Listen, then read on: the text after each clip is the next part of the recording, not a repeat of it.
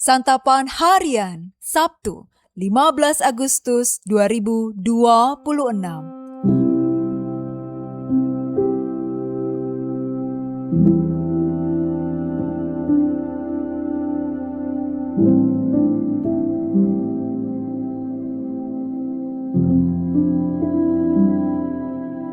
Inilah program Santapan Harian, sebuah program yang mengajak Anda menelusuri isi Alkitab, agar Anda menemukan makna firman Tuhan sesuai dengan konteksnya. Santapan Harian tertuju bagi Anda yang ingin memiliki kehidupan rohani yang segar, kuat, dan sigap. Hari ini kita akan membaca 2 Korintus pasalnya yang ke-13. Namun kita akan membacanya pada ayat pertama hingga ayatnya yang ke-10. Sebelumnya, mari kita berdoa. Kristus, singkapkanlah keindahan kasih-Mu melalui setiap ayat yang kami dengar. Biarlah firman-Mu menjadi nyanyian pengharapan bagi jiwa kami. Di dalam nama-Mu, Yesus, kami memohon. Amin. 2 Korintus 13 ayat 1-10. Ini adalah untuk ketiga kalinya aku datang kepada kamu dengan keterangan 2 atau 3 orang saksi suatu perkara sah. Kepada mereka yang di masa lampau berbuat dosa dan kepada semua yang lain, telah kukatakan terlebih dahulu dan aku akan mengatakannya sekali lagi. Sekarang pada waktu aku berjauhan dengan kamu, tepat seperti pada waktu kedatanganku kedua kalinya, bahwa aku tidak akan bersikap lunak terhadap mereka pada waktu aku datang lagi. Sebab kamu ingin suatu bukti bahwa Kristus berbicara dengan perantaran aku dan ia tidak lemah terhadap kamu, melainkan berkuasa di tengah-tengah kamu.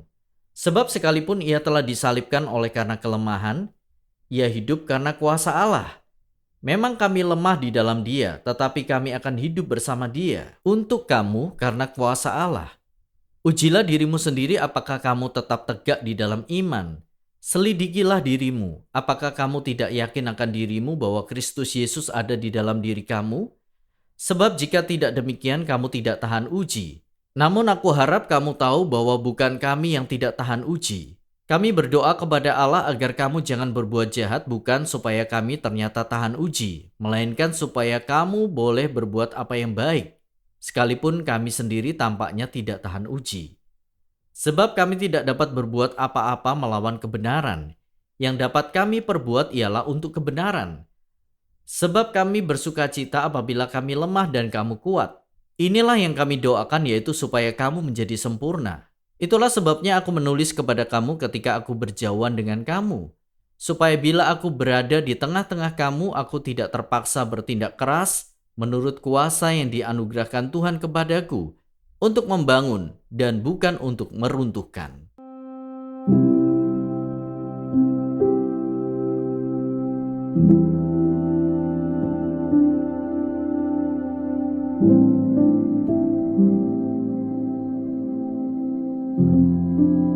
Sahabat Scripture Union Indonesia, paradoks pelayanan Paulus lahir dari pengenalan yang mendalam akan Kristus. Dalam pasal terakhir suratnya kepada jemaat di Korintus, Paulus menegaskan kembali inti dari pelayanannya, yaitu hidup dalam Kristus yang tersalib. Ia mengakui bahwa dirinya tampak lemah di mata manusia. Namun, justru di dalam kelemahan itulah kuasa Kristus nyata. Paulus mengatakan bahwa sekalipun Kristus disalibkan oleh karena kelemahan, ia hidup karena kuasa Allah. Paulus dan semua orang percaya juga dipanggil untuk hidup dalam pola yang sama, yaitu di dalam salib, kelemahan maupun ditopang kehidupan dalam kuasa Allah. Paulus menghadapi jemaat yang meragukan kerasulannya, yang menilai dirinya berdasarkan penampilan lahiriah dan kekuatan duniawi. Namun, Paulus mengingatkan bahwa kehidupan Kristen tidak diukur dari kekuatan manusia, melainkan dari kesetiaan kepada Allah yang bekerja melalui kelemahan. Ketika jemaat menyerah dan mengakui keterbatasan, saat itulah kuasa Allah bekerja tanpa hambatan. Bisa jadi sikap rendah hati Paulus membuatnya dianggap lemah atau gagal. Namun ini tidak mengubah sikapnya dalam pelayanan. Tampaknya visi tentang kekuatan ilahi yang hidup dalam bejana tanah liat menjadi inspirasi baginya. Ia juga menasihati jemaat Korintus untuk menguji diri. Apakah mereka sungguh hidup dalam iman? Dalam dunia yang memuja kesuksesan, kita mudah tergoda menampilkan diri kuat dan berkuasa. Namun, salib Kristus justru mengajarkan sebaliknya. Kesempurnaan sejati lahir dari kerendahan hati, ketaatan, dan kekudusan. Pesan ini relevan bagi kita.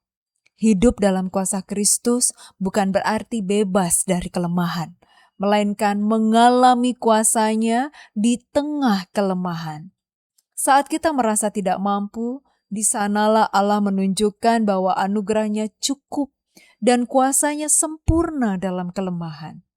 Hidup dalam kuasa Kristus berarti membiarkan kasih dan kuasanya bersinar melalui retakan kelemahan manusiawi hingga dunia melihat bukan kehebatan kita, melainkan kebesaran Allah yang bekerja dalam diri kita.